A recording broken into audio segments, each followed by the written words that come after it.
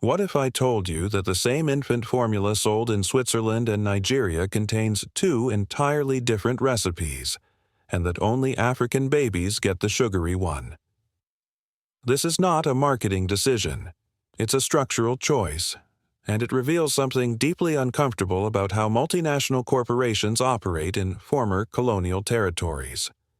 In 2023, a Swiss NGO, Public Eye, analyzed nearly 100 Cerelac products from Nestle across over 20 African countries. Their findings: 90% of those products contained added sugar, some up to 7.5 grams per serving, the equivalent of 2 sugar cubes. The same products sold in Europe were sugar-free. If that doesn't make you pause, consider this: the World Health Organization recommends 0 added sugar for infants and toddlers under 3. 0. Not low, not a little. None. Yet here we are, babies in Africa consuming sugary formula, while European babies grow up with cleaner, less addictive products. Nestle says this is about local taste preferences and energy needs. Critics say it's a textbook case of corporate colonialism, the modern art of creating dependency, not with weapons, but with ingredients. But this is not just about health. It's about control, of markets, of choices, of habits passed down through generations. When a child's taste buds are shaped by foreign brands from birth, the loyalty is not just emotional. It becomes economic. And that's where the story takes a turn. While global giants sweeten the continent, one country and one leader has chosen a different path. In Burkina Faso, President Ibrahim Traore has launched a quiet revolution. Instead of importing powdered milk, often reconstituted with palm oil and shipped across oceans, his government is producing fresh, unsweetened milk, sourced directly from local cows. This video is not just about milk. It's about who gets to decide what African children consume, and why that decision defines the future. By the end, you'll understand how Traore's milk policy isn't just about food sovereignty. It's a political strategy, one that exposes the hidden structures shaping African economies, one spoon at a time. In 2023, Public Eye, a Swiss-based NGO, released a report that sent ripples through the global food industry. Their investigators purchased and tested nearly 100 samples of Cerelac, a popular infant cereal produced by Nestle, across over 20 African countries. What they found was disturbing: more than 90% of these products contained added sugar, some as much as 7.5 grams per serving. In plain terms, that's nearly 2 sugar cubes in a single bowl of baby cereal. Now contrast that with Cerelac sold in Europe. The exact same brand, targeting the same age group, contains 0 added sugar. Why? Because European regulations and consumer expectations demand it. Health-conscious parents in Switzerland, Germany, or France would never accept sugar-laden food for babies, and Nestlé knows that. They design products accordingly. So why is it acceptable to add sugar to products marketed for African infants? Nestlé claims it's a matter of local taste preferences and energy needs, but health experts see it differently. The World Health Organization, WHO, has made it clear infants and children under 3 should not consume any added sugar or sweeteners. Not a little. None. Why? Because early exposure to sugar conditions a child's brain to seek sweet flavors. The neural circuits linked to craving are established in infancy, and once formed, they are incredibly difficult to reverse.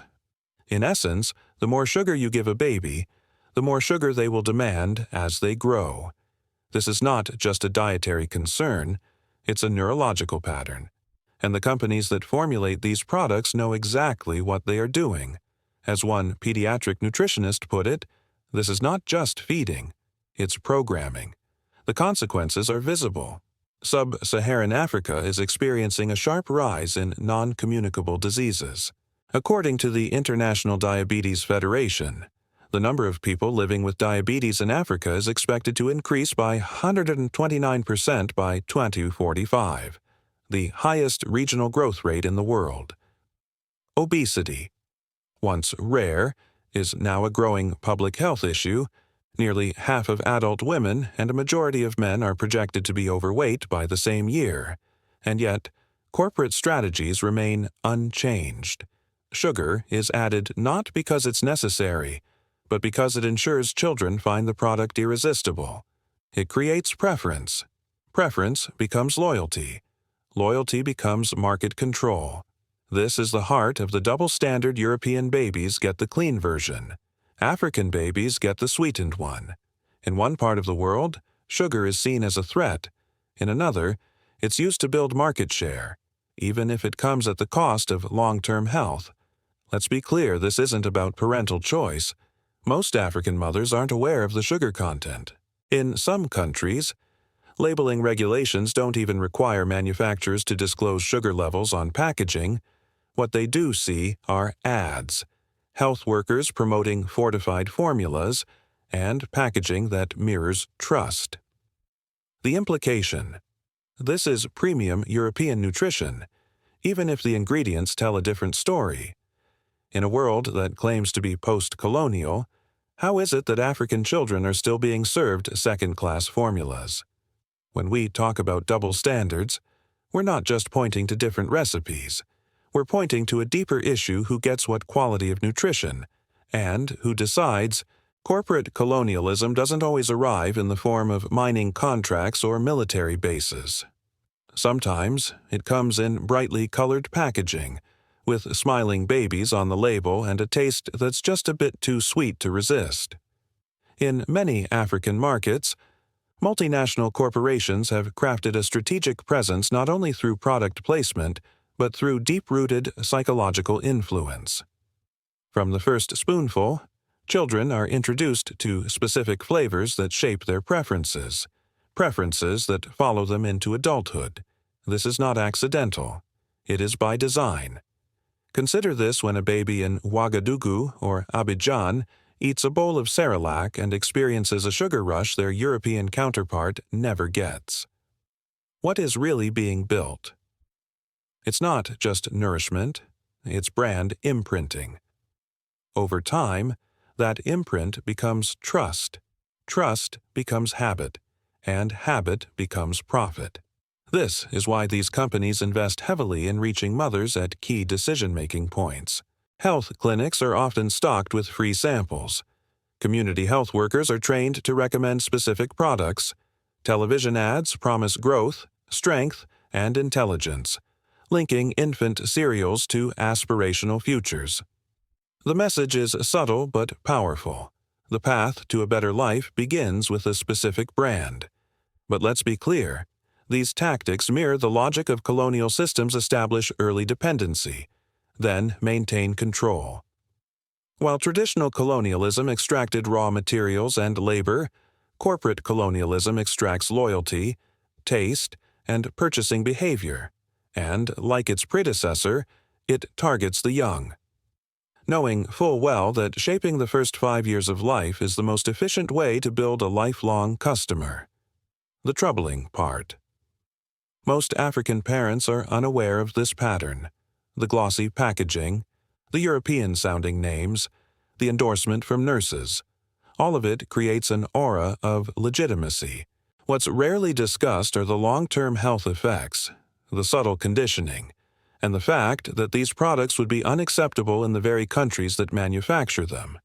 It's a global strategy that adapts to regulation gaps, economic vulnerabilities, and cultural perceptions, and it thrives in environments where governments are too under-resourced or too pressured to enforce nutrition standards. So, when we talk about corporate colonialism, we're not reaching for a metaphor. We're describing a structure of influence that controls not just what people buy, but what they believe is good for their children. In this battle for the African consumer, the most powerful weapon isn't price, it's trust, cultivated early, reinforced often, and monetized for life. Across West Africa, The shelves of supermarkets and corner shops are stacked with tins and sachets of powdered milk. But what many consumers don't realize is that much of this milk is not really milk in the traditional sense.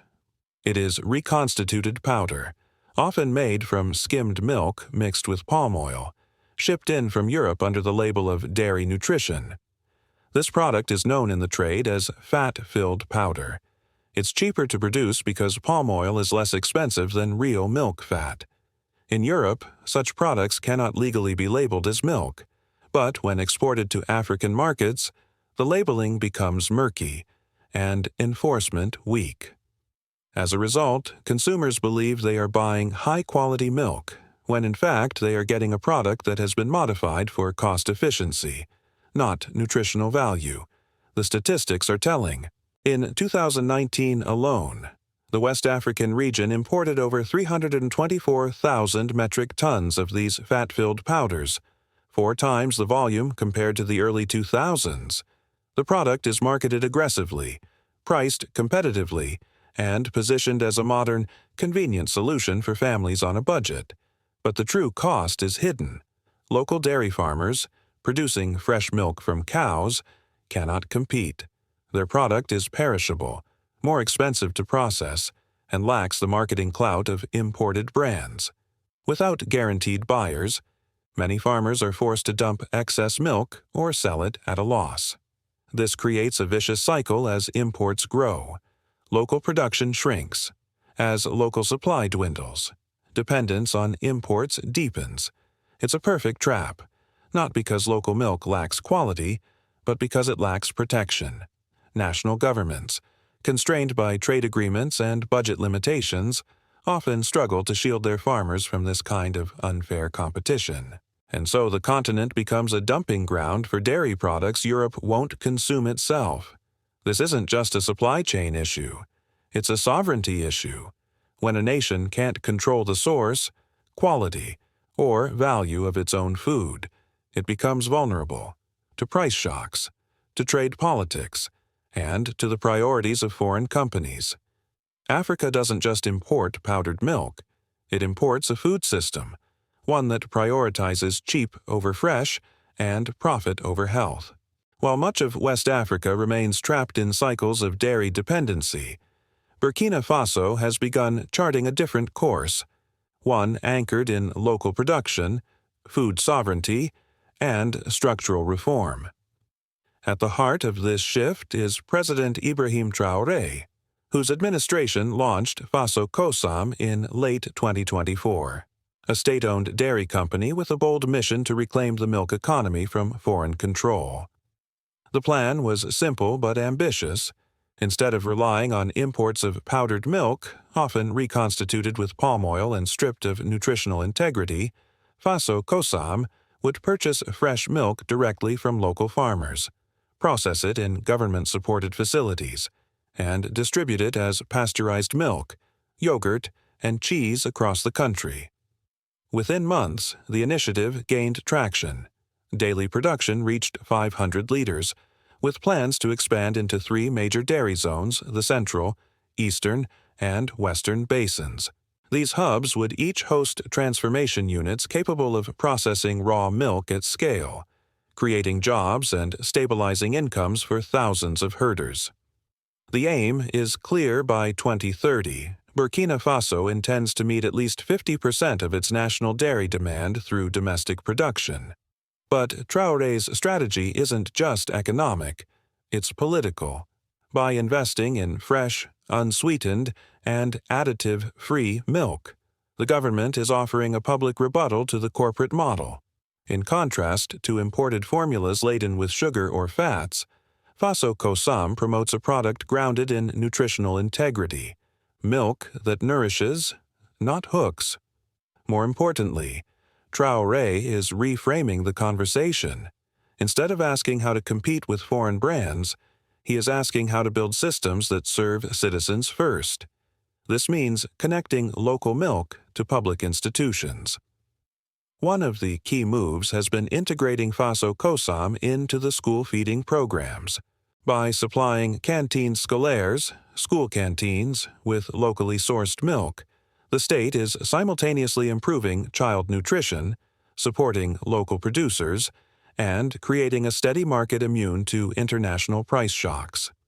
And then there's the branding. Faso wholesome, which translates to milk of the nation, is not just a label. It's a message, a declaration that the country can feed its own children with dignity, safety, and sovereignty. In a world where even baby formula is shaped by foreign profit margins, Traore's milk policy stands out, not because it is flashy or perfect, but because it dares to redefine power through something as basic and as essential as milk. Whenever a developing country tries to shift from being a consumer of imports to a producer of its own value, resistance follows. In Burkina Faso, Traore's milk policy has sparked subtle but notable pushback, not just from local business lobbies, but from international actors accustomed to open, unchallenged access to African markets. Western media outlets have framed the initiative as protectionist, suggesting that Faso wholesome's model risks cutting out more efficient foreign suppliers. Industry voices warn that the policy could limit consumer choice and complicate trade relationships. Beneath the language of concern lies a deeper discomfort what happens if more African countries follow suit European dairy exporters, particularly those sending fat-filled milk powders to the continent, rely heavily on African demand. If countries like Burkina Faso begin replacing imports with local fresh milk, the ripple effects could be massive. Declining exports, shrinking influence, and the loss of a market long considered guaranteed. This is why Traore's policy matters. It's not just disrupting a supply chain, it's challenging a paradigm. For decades, African food systems have been shaped by foreign interests. Aid programs, trade deals, and corporate strategies have all reinforced a narrative that Africa needs help feeding itself. Faso wholesome flips that narrative. The global reaction reveals the stakes. Traore's dairy reform isn't just a local agricultural policy, it's a geopolitical signal, one that says Africa can produce, can nourish, and can protect its people without outsourcing its future. If the milk wars are any indication, sovereignty begins not at the border, but at the breakfast table. If we were to distill Traore's dairy strategy into a few decisive moves, it would look like this. He created a state-owned company to rebuild national milk production from the ground up. He rejected the dominance of sugar-laden, palm oil reconstituted imports in favor of fresh, clean, locally sourced milk.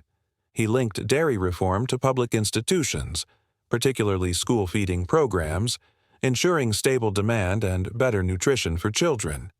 He built an economic model that kept value inside Burkina Faso, empowering local farmers and processors. He sent a clear signal to both domestic and foreign actors: food sovereignty is non-negotiable. But the bigger message reaches beyond milk.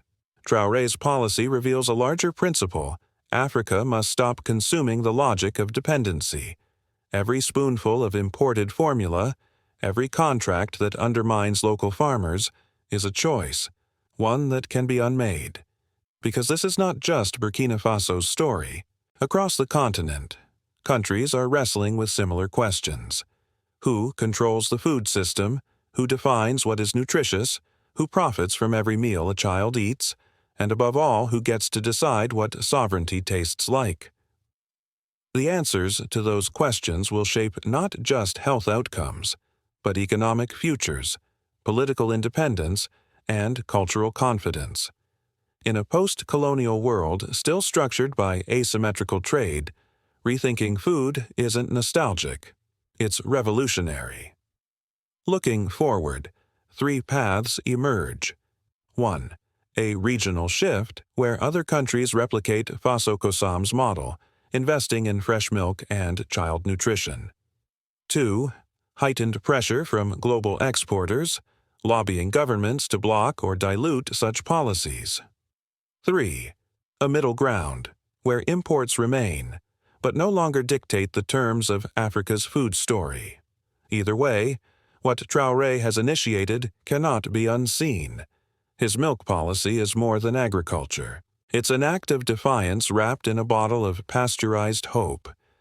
So if you remember just one thing, sovereignty begins with systems.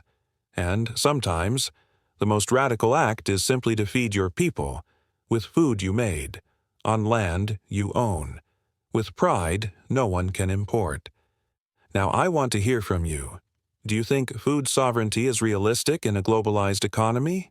Or is Traore's vision just a hopeful exception met below? Let's talk not just about milk, but about power, trust, and the future we want for our children.